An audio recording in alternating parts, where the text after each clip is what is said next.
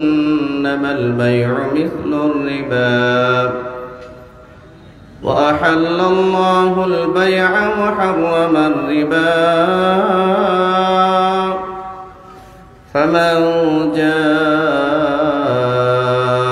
موعظة من ربه فانتهى فله ما سلف وأمره إلى الله ومن عاد فأولئك أصحاب النار هم فيها خالدون يمحق الله الربا ويربي الصدقات والله لا يحب كل كفار أثيم إن الذين آمنوا وعملوا الصالحات وأقاموا الصلاة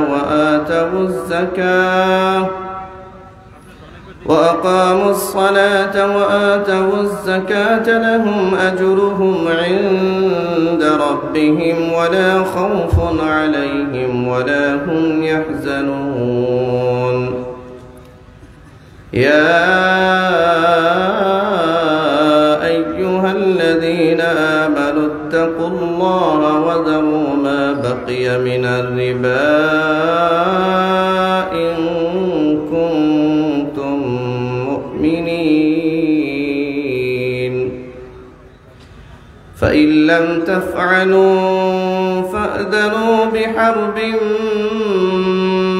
من الله ورسوله وإن تبتم فلكم رؤوس أموالكم لا تظلمون ولا تظلمون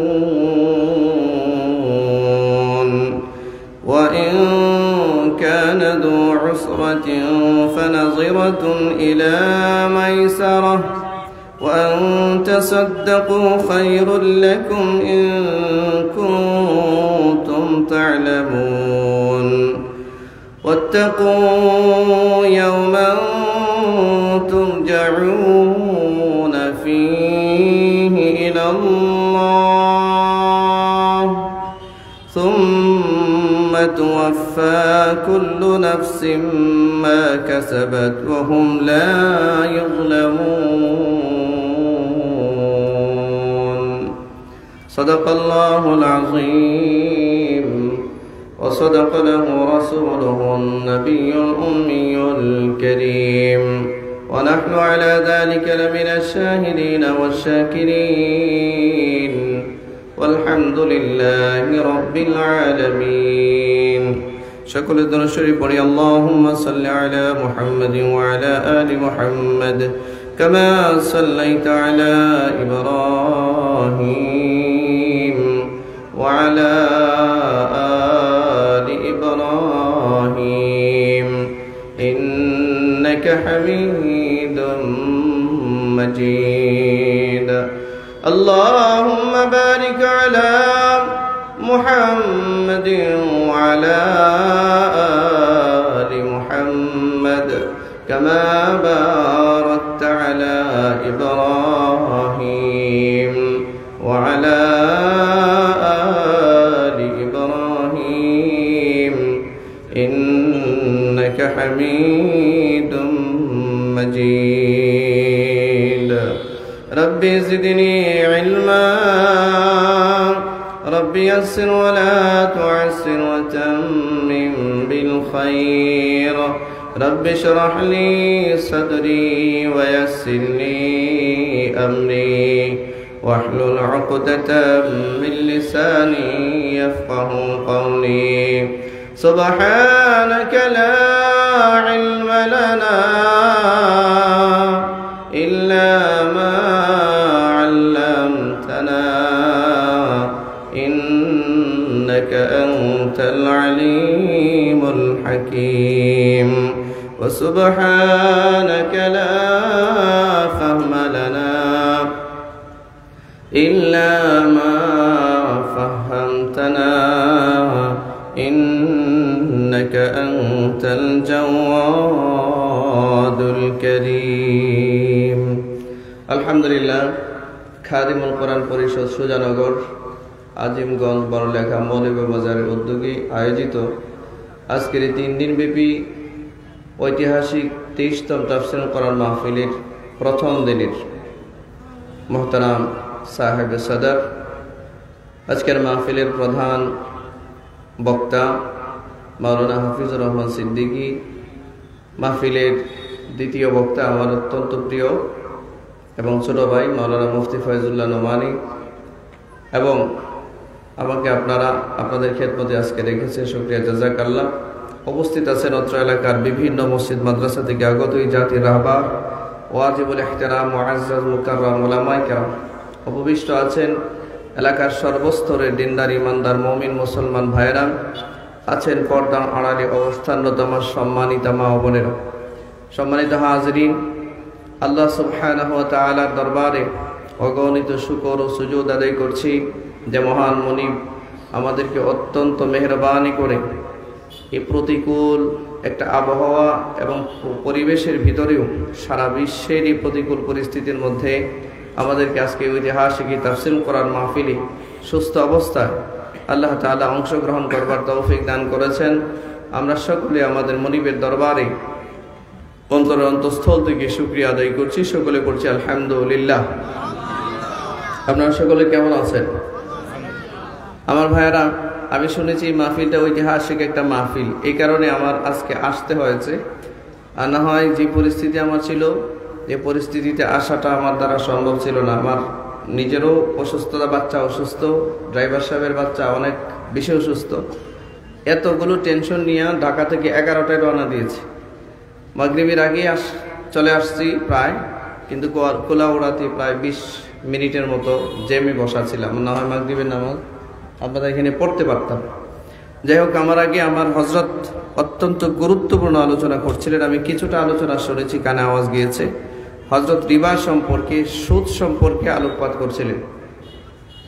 প্রিয় ভাইয়েরা আমার, সুদ, রিবা আমাদের সমাজে, আমি জানি না আপনাদের সিলেট এটা কোন এলাকা, বড়লেখা, এই বড়লেখা অঞ্চলে সুদের ছড়াছড়ি আছে কিনা জানি না। আপনারা জানেন বর্তমান পৃথিবীতে বর্বর জালিম ইসরায়েল কর্তৃক ফিলিস্তিনের মুসলমানদেরকে পৃথিবীর ইতিহাসে এর কোনো উদাহরণ টানা যায় না। আজকে আসার সময় দেখে আসতেছিলাম আল শিফা হসপিটাল গাজাতে।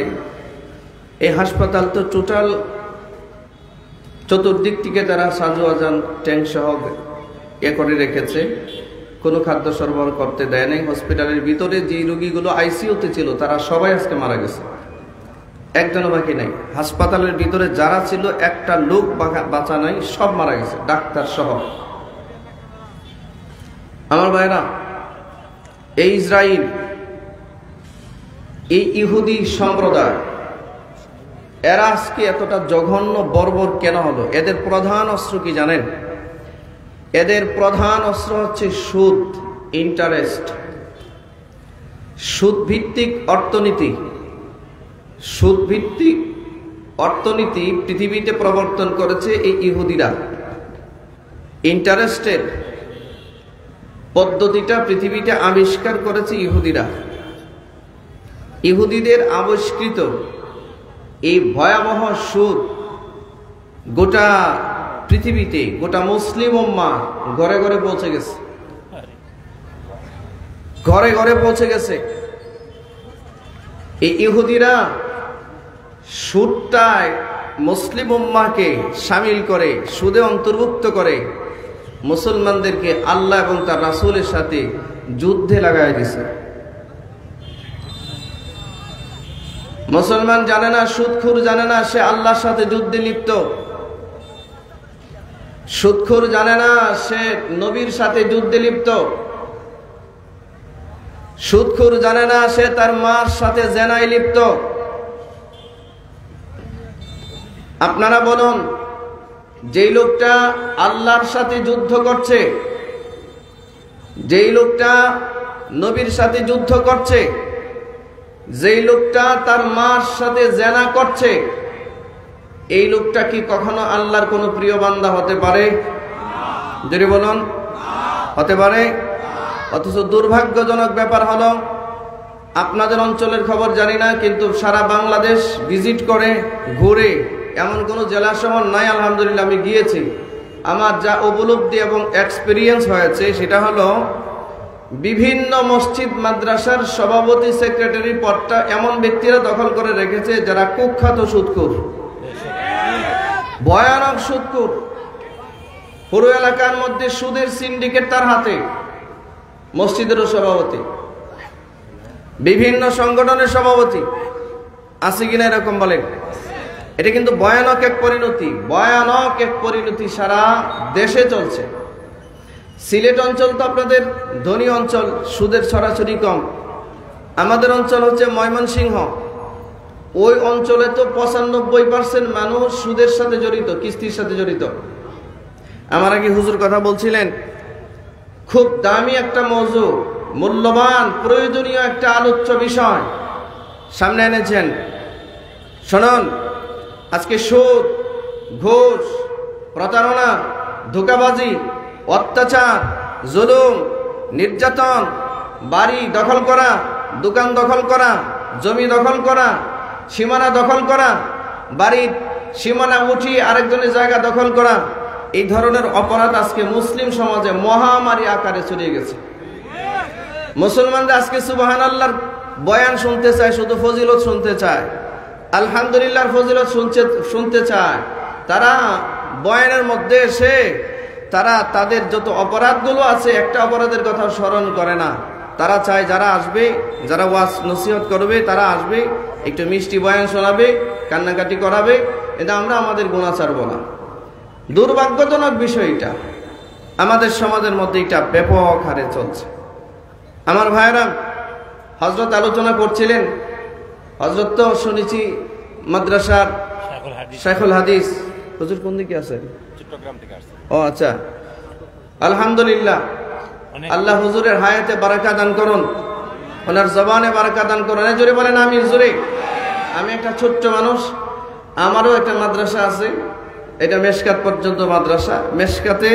মেশকাত আউয়াল আমি পড়াই। আমার ভাইয়েরা, এই পর্যন্ত যতটুক পর্যন্ত আমি পড়েছি, গবেষণা করেছি, যতটুক দেখেছি, সুদের মতো এত ভয়ানক বিষয় নিয়ে এত তফসিলাত বয়ান কোন পাপের আল্লাহ করেন নাই। আমি যে আয়াত তিলাওয়াত করেছি, হুজুর যে আয়াত তিলাওয়াত করেছিলেন সূরা বাকারার 275 নম্বর আয়াত, এই যে দেখেন আপনাদেরকে দেখাচ্ছি, এই 75 নম্বর আয়াত, 275 নম্বর আয়াত থেকে নিয়ে 281 নম্বর আয়াত পর্যন্ত পুরো পৃষ্ঠাটা আমি পড়েছি। এই পুরো পৃষ্ঠাটা সুদখোরের ব্যাপারে আল্লাহ আলোচনা করেছেন, শুধুই সুদখোরের ব্যাপারে। শুনবেন হুজুরের বাকি অংশটা, হুজুরের আলোচনার বাকি অংশটা তাহলে আমি করি, বলবো? রাগ করবেন না তো কেউ? কষ্ট নেবেন না তো কেউ? আমি কাউকে টার্গেট করে কোনো কথা বলছি না। আমার আজকের আলোচনাটা কান্নারও হবে না, এটা আপনার চিন্তার পরিবর্তনের দরকার, আপনার পাপ থেকে ফিরে আসার দরকার। এই ঐতিহাসিক মাহফিলগুলোর মধ্যে এসে পুরো এলাকার মানুষের কোনো চিন্তার পরিবর্তন যদি না হয়, গুনাহ ছাড়ার মতো একটা প্রবণতা যদি তৈরি না হয়, তাহলে এত ঐতিহাসিক 3 দিন ব্যাপী মাহফিল করার মধ্যে কি ফায়দা আছে আমি বুঝি না, আমি জানি না। এটা আপনারা টাকা দিচ্ছেন, আপনারা অর্থ দিচ্ছেন, আপনারা শ্রম দিচ্ছেন, আপনারা ঘাম দিচ্ছেন, নিজেরা এসে বসেছেন, অনেক কষ্ট করে আয়োজন করেছেন। আপনাদের যদি কোনো উপকারই না হয়, তাহলে এত বড় আয়োজনের প্রয়োজন আছে? প্রয়োজন নাই। সম্মানিত হাজিরিন, সময় সংকীর্ণ, এই জন্য হয়তো তফসিলাত এত লম্বা আলোচনা করা সম্ভব না। আমি সংক্ষেপে কয়েকটা কথা বলছি। আল্লাহ তাআলা বলেন, বিসমিল্লাহির রহমানির রহিম, আল্লাযীনা ইয়াকুলুনার রিবা। আল্লাহ তাআলা বলেন, আল্লাযীনা, যারা, ইয়াকুলুনা খায়, আর রিবা সুদ, দেখেন সুদখোর এত দামি একটা মানুষ, যারে নিয়ে আল্লাহরও কথা বলা লাগে। হ্যাঁ, সুদখোর কত দামি একটা মানুষ, তারে নিয়ে আরশে বসে আল্লাহরও কথা বলতে হয়। মানে আল্লাহর আলোচ্য বিষয়ে সুদখোর উঠে গেছে। আপনার মতো মানুষের কোনো নাম, আপনার কাজ, জাতীয় সংসদে যদি বাংলাদেশের প্রধানমন্ত্রী আপনার নাম নিয়ে আলোচনা করে, আপনার ইম্পর্টেন্সি আছে কিনা? আপনারা কি আমার কথা বুঝেন না? সিলেটের মানুষ কি আমার কথা বুঝছেন না? ভাষা বুঝতে অসুবিধা হয়? তাহলে হ্যাঁ না একটু উত্তর দিয়ে।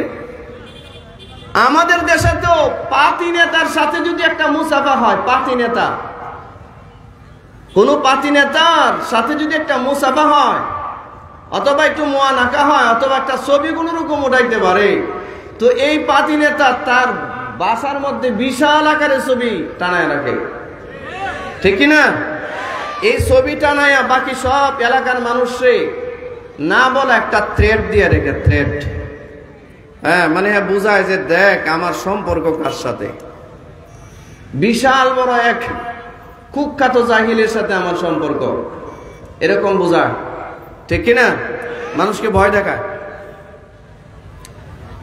তা আপনাকে নিয়ে যদি সংসদে আলোচনা হয়, সারা দেশের মধ্যে আপনি একজন বিশাল হিরো মানুষ,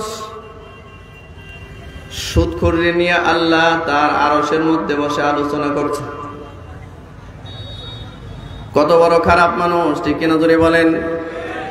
আল্লাহ বলেন যারা সুদ খায়, সুদখোরের পরিণতি সম্পর্কে আল্লাহ বলেন লা ইয়াকুমুন, এরা দাঁড়াবে না, ইল্লা তবে কামা ইয়াকুমুল্লাযী ইয়াতাখাব্বাতুহু শাইতানু মিনাল মাস, শয়তান যদি কাউকে স্পর্শ করে, জিনে যদি কাউকে ধরে, এই জিনে ধরা রোগী যেমন মাতাল হয়, জিনে ধরা রোগী যেমন পাগল হয়, জিনে ধরা রোগী যেমন বাপ চিনে না, মা চিনে না, ভাই চিনে না, বোন চিনে না, ছেলে চিনে না, মেয়ে চিনে না, স্বামী চিনে না, স্ত্রী চিনে না, জিনে ধরা রোগী যেমন পাগল আর মাতাল হয়, এই সুদখোরটাকে হাসরের মাঠে কবর থেকে মাতাল হিসেবে আল্লাহ উঠাবেন। সুদখোর মাতাল হিসেবে উঠবে, পাগল হিসেবে উঠবে।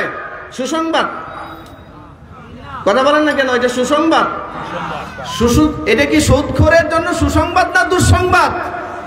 এই আয়াতের তাফসীরের মধ্যে মুফাসসিরিন হযরত মুফাসসিরিন হযরতগণ লিখেছেন, এই সুদখোর কবর থেকে যখন উঠে দাঁড়াবে, একজন ফেরেশতা তার হাতের মধ্যে কি একটা অস্ত্র উঠায়া দিবে, অস্ত্র দিয়া বলবে যা সারা জীবন আল্লাহ আর রাসূলের সাথে যুদ্ধ করেছিলি, খুঁজে পাস নাই, আল্লাহ আজকে আরশে উপবিষ্ট অবস্থায় আছেন, গিয়ে আল্লাহর সাথে সরাসরি যুদ্ধে লিপ্ত হ, সরাসরি যুদ্ধ কর, দেখি কত ক্ষমতা। আজকে যে বেশি সুদ খাইতে পারে তার সম্মান বাড়ে, ঠিক কিনা জোরে বলেন?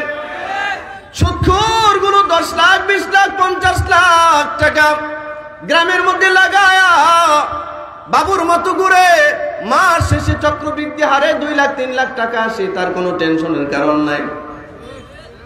সুদে ব্যবসা করে, মাঝে মাঝে আবার মসজিদের প্রথম কাতারে গিয়া বসে নামাজ পড়ে, আমাদের এলাকায় নাই?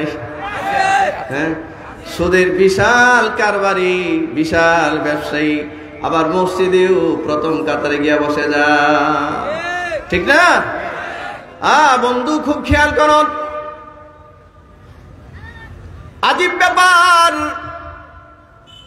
আমাদের দেশে সুদখোরদের হালত এমন অবস্থায় গিয়ে দাঁড়িয়েছে, মসজিদ মাদ্রাসা নির্মাণ করতে গিয়ে মসজিদ ইমাম সাহেব কখনো যদি টাকা কালেকশন করে, এলাকার কুখ্যাত কোনো সুদখোর যদি মসজিদে 10-20 হাজার টাকা দিয়ে দেয়, দেখবেন ইমাম সাহেব মারহাবা বলে তারে এত অভিবাদন আর অভিনন্দন জানাইছে, অভিবাদন জানায় একেবারে টানতে টানতে প্রথম কাতারে নিয়ে আসছে।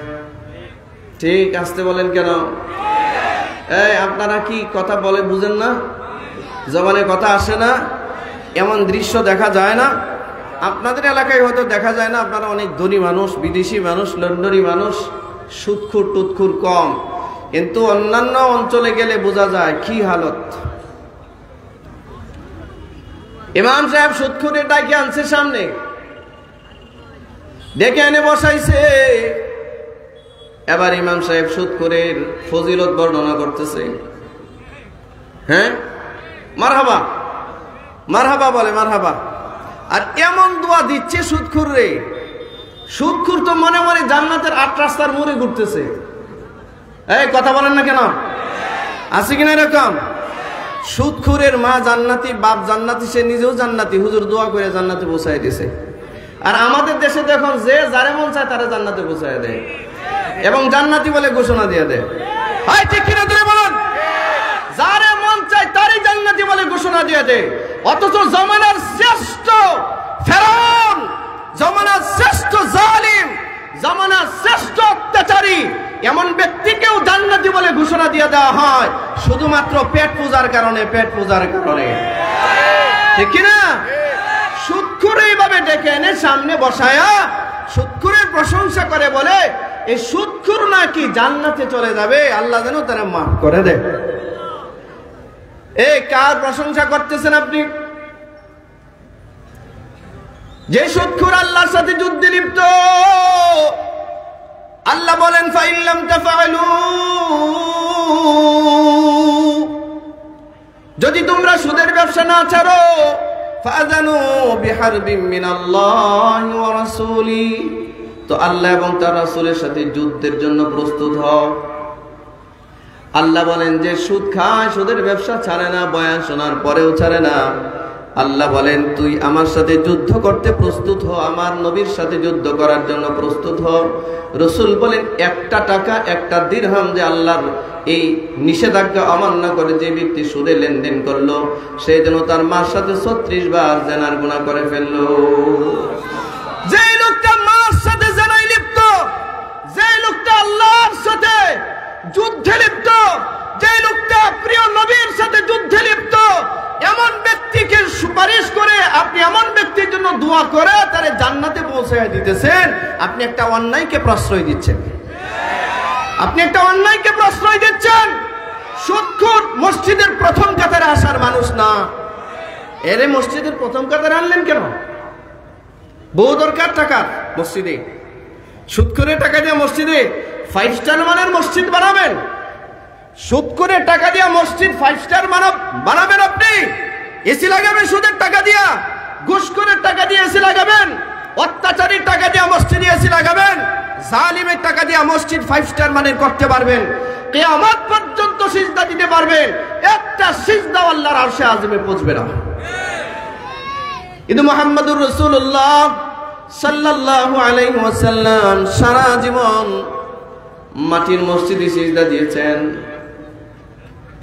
বৃষ্টি হলে নবীজির কপাল মোবারকে কাদা লেগে যেত, সিজদা পড়তো মাটিতে, ওই সিজদা পৌঁছাতো আরশে।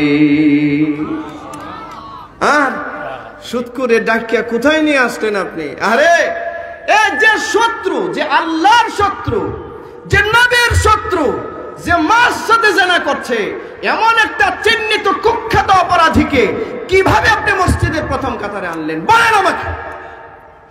আল্লাহ যদি মৌলবীরা হাসরের মাঠে জিজ্ঞাসা করে, আমি বলছি সুদ না ছাড়লে আমার সাথে যুদ্ধ করে, আমার নবীর সাথে যুদ্ধ করে, তুই এর মসজিদের প্রথম কাতারে নিছিস কেন? টাইম না, কি জবাব দিবেন? সুদখোর রে সুদখোর বলুন। জি ঠিক কিনা জোরে বলুন। সুদখোর রে কি বলবেন?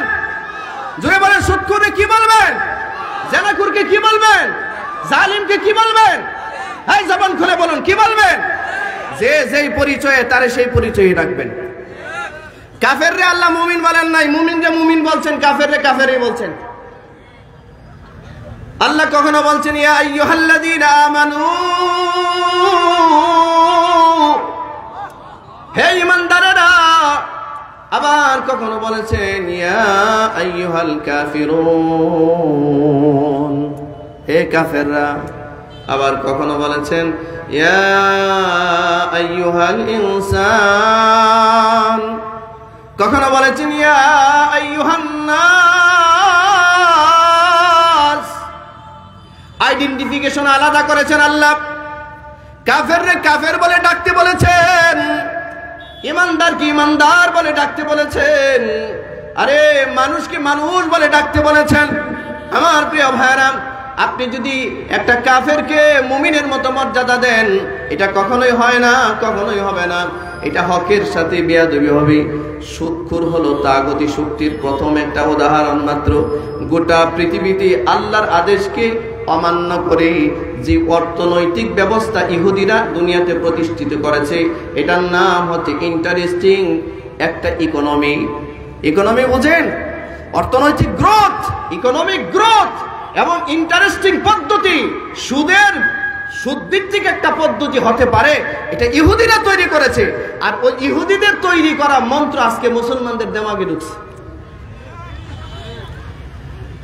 এ কারণে দেখা যায় মুসলমান নামাজও পড়ে, সুদও খায়, নামাজও পড়ে ঘুষও খায়, নামাজও পড়ে অত্যাচারও করে, নামাজও পড়ে জুলুমও করে।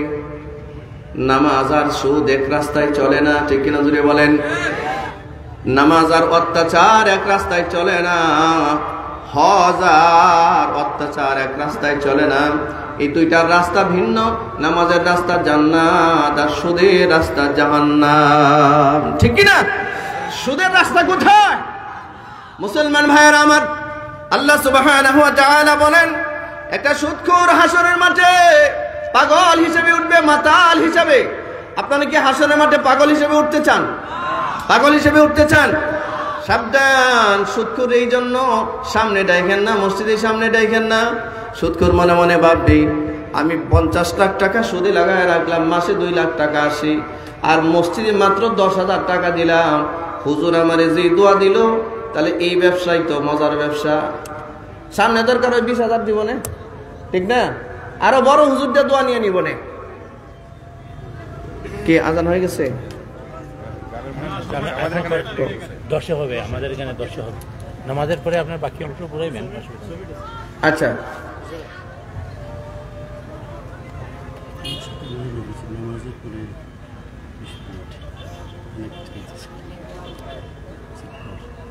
পরে আচ্ছা দেখা যাক। ভাই, নামাজে কিন্তু টাইম দেওয়া হবে, আপনার অস্থিরতা করেন না আমার মুসলমান ভাইয়েরা।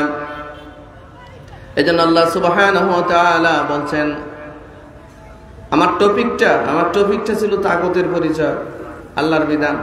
আচ্ছা, বাংলাদেশের একটা সার্বভৌমত্ব আছে না, সীমানা আছে না?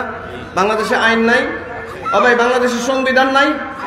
বাংলাদেশের কোন নাগরিক এই দেশে বসবাস করে যদি বাংলাদেশের সংবিধান না মানে, সংবিধানের বিরুদ্ধে কথা বলে, তাহলে তার কি রাষ্ট্রদ্রোহ মামলা হবে না? কথা বলেন না কেন? তার কি রাষ্ট্রদ্রোহ মামলা হবে না? রাষ্ট্রদ্রোহ মামলা হবে। শুধু মামলা না, তারে ফাঁসির কাস্টে ঝোলানো হবে, ঠিক না? শুধু ফাঁসি না, তার যত স্থাবর অস্থাবর সম্পত্তি আছে সরকার তা ক্রুক করবে, বাজেয়াপ্ত করে দিবে, ঠিক না? আল্লাহ তাআলা কোরআন মাজিদের মধ্যে বলেন, সুদখোর রে, কেন আমি হাসরের মাঠে পাগলের বেশি উঠাবো? কারণ রিজন বর্ণনা করছেন, যালিকা বিআন্নাহুম ক্বালু ইন্নামাল বাইউ মিথলুর রিবা। আল্লাহ তাআলা বলেন, যালিকা বিআন্নাহুম ক্বালু, এই সুদখোররা বলে, ইন্নামাল বাইউ মিথলুর রিবা, আমাদের রিবা, আমাদের সুদ তোমাদের ব্যবসার মতোই। তোমরা যেমন তোমাদের ব্যবসার মধ্যে পুঁজি খাটাও, আমরা আমাদের সুদের মধ্যে পুঁজি খাটাই। এই কারণে সুদখোররা আল্লাহর দেওয়া বিধানটা উল্টায় ফেলছে। এরপর আল্লাহ তাআলা বলেন, ওয়া আহাল্লাল্লাহুল বাই'a ওয়া হাররামার রিবা।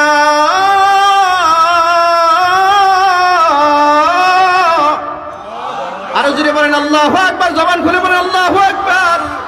আল্লাহ বলেন, ওয়া আহাল্লাল্লাহুল বাই'a, আমি আল্লাহ, আমি রব, আমি আল্লাহ ব্যবসারে হালাল করলাম।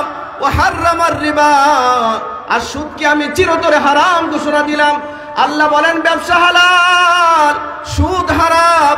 আর সুদখোর বলে, ইন্নামাল বাইউ মিথলুর রিবা, তোমাদের ব্যবসা আর আমাদের সুদ বরাবর। আচ্ছা, আল্লাহ কথার কি বিরুদ্ধাচরণ হয় নাই? ও ভাই, জোরে কথা বলেন না কেন? আল্লাহ বলছেন ব্যবসা হালাল আর সুদ, কথা বলতে হবে, ব্যবসা হালাল, সুদ হারাম। আর সুদখোর বলে তোমাদের ব্যবসাও যেমন হালাল, আমাদের সুদও হালাল। মুসলমান ভাইরা আমার, উসুলে ফিকহের একটা মাসআলা মনে রাখবেন, কোন মানুষ যদি সুদকে গুনাহ হিসেবে খায়, কোন মানুষ যদি জিনাকে গুনাহ হিসেবে জিনা করে ফেলে, একটা মানুষ দাড়ি রাখে না, এই লোকটা না বুঝে দাড়ি রাখে না, কিন্তু এই দাড়িকে অবজ্ঞা করে না, এই দাড়িকে অসম্মান করে না, এই লোকটা দাড়িকে অসম্মান না করার দ্বারা কাফের হবে না, না রাখার দ্বারা গুনাহগার হবে। কিন্তু কেউ যদি দাড়িকে ইনসাল করে, উপেক্ষা করে, গালাগালি করে, তখন সে কাফের হয়। একটা সুদখোর সুদ খাইলে কাফের হয় না, না বুঝে যদি সুদ খায় তো কাফের হয় না। সুদখোর সুদের গুনাহ হয়, কবিরা গুনাহ হয়, আল্লাহর সাথে যুদ্ধের মতো জঘন্যতম গুনাহের সাথে লিপ্ত হয়। কিন্তু সুদখোর যদি মনে করে সুদের ব্যবসাটাও আমার জন্য হালাল, সাধারণ ব্যবসায়ীরা তাদের ব্যবসা যেমন তাদের জন্য হালাল, আমাদের সুদের ব্যবসাটাও আমাদের জন্য হালাল। তো হালালকে কেউ যদি হারাম সাব্যস্ত করে আর হারামকে কেউ যদি হালাল সাব্যস্ত করে, উসুলে ফিকহের মাসআলা হলো এই লোকটার ঈমান থাকে না, কাফের হয়ে যায়। কি হয়? কোন সুদখোর যদি মনে করে সুদ খাওয়াটাও এটা একটা business, interesting business, economic growth বাড়াচ্ছে, যদি সে এটা মনে করে, তাহলে তো এই সুদখোর যদি মুসলমান হয়ে থাকে, সাথে সাথে তার ঈমান চলে যাবে, কাফের হয়ে যাবে।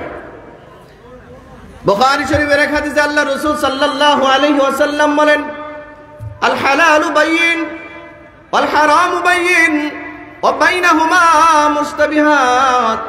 হালাল যেটা এটাও সুস্পষ্ট, হারাম যেটা এটাও সুস্পষ্ট, এই দুইটার মাঝখানে অস্পষ্ট কিছু বিষয় আছে। আপনারা বলেন, দুধ খাওয়া কি দুধ খাওয়া হারাম? দুধ চিনেন না? দুধ, গরুর দুধ, ছাগলের দুধ চিনেন না আপনারা? দুধ খাওয়া কি হালাল না? সন্দেহ আছে নাকি? এই দুধ খাওয়া যে হালাল, এটা কারা কারা মনে করে? এতটা সবাই সন্দেহ আছে? আরে জোরে হাত উঠান না, হাত উঠায় দেখান। দুধ খাওয়া কি হালাল? দুধ খাওয়া কি? আচ্ছা, মদ খাওয়া কি? এই কথাটা হাত নামান কেন আপনারা? এটা স্বীকৃতি দেন, এটা আল্লাহ দেওয়া হালাল হারামের বিধান, এটা হুদুদ, এটা হুদুদুল্লাহ, আল্লাহর সীমারেখা, সীমারেখা এটা বিধান। মদ খাওয়া কি? দুধ খাওয়া কি? মদ খাওয়া কি? এটার মধ্যে সন্দেহ আছে? তাহলে এটা নিঃসন্দেহ বিধান, ঠিক কিনা? এই জন্য আল্লাহ নবী বলেন, আল হালালু বাইয়িন, হালাল যেটা এটাও সুস্পষ্ট, ওয়াল হারামু বাইয়িন, হারাম যেটা সেটাও সুস্পষ্ট। হালাল বস্তুর মধ্যে এক নাম্বার একটা উদাহরণ দিলাম, যেমন দুধ খাওয়া হালাল। হারামের মধ্যে একটা উদাহরণ দিলাম, মদ খাওয়া হারাম। আর এই দুইটার মাঝখানে অস্পষ্ট কিছু খাবার আছে যেটার মধ্যে সন্দেহ জাগে। সন্দেহ বলবো, সন্দেহযুক্ত খাবার। বিড়ি খাওয়া কি? ওই দেন, বিড়ি খাওয়া কি হারাম? কারা কারা বলছেন এতটা বিড়ি খাওয়া হারাম? আচ্ছা, হাত নামান। বিড়ি খাওয়া মাকরু, এই পক্ষে কে কে আছেন এতটা? তাহলে এটা দ্বিমত হইল না? দ্বিমত হয়েছে না?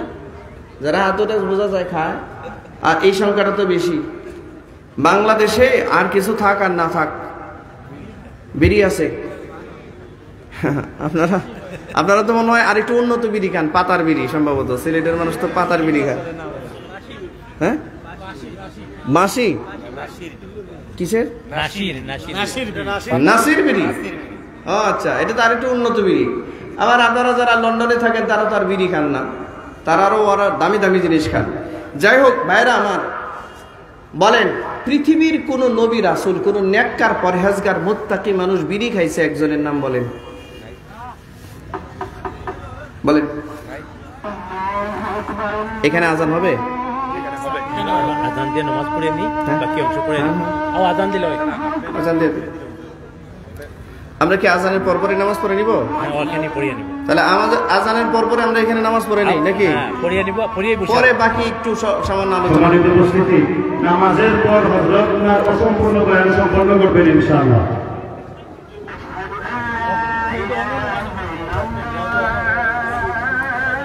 সম্মানিত মুসল্লি দেখেন, মাঠে